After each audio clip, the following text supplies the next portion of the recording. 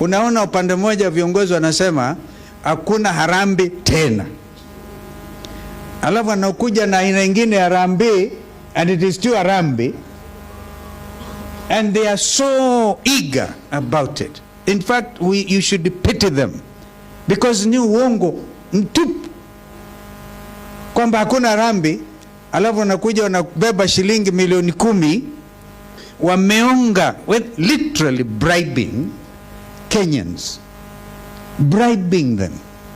So economic empowerment. They should listen to Dr. Makali Mulu on the meaning of economic empowerment. Wanaacha wananchi wakilalamika. Actually wamejaribia zaidi, because you come wanachanga shilingi and it is constant.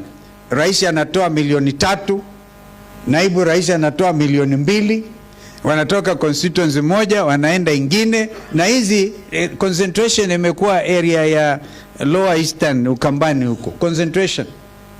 And I can understand in Central Kenya hapa kwa mlima walikuwa na shida, mpaka wanaona vile wananchi watarudi. Walipofanya impeachment of deputy president walikuwa na shida hata kwenda mbele za watu yao. Sasa wakaunda entry point ni twende na mapesa yenyewe, ni taxpayers money.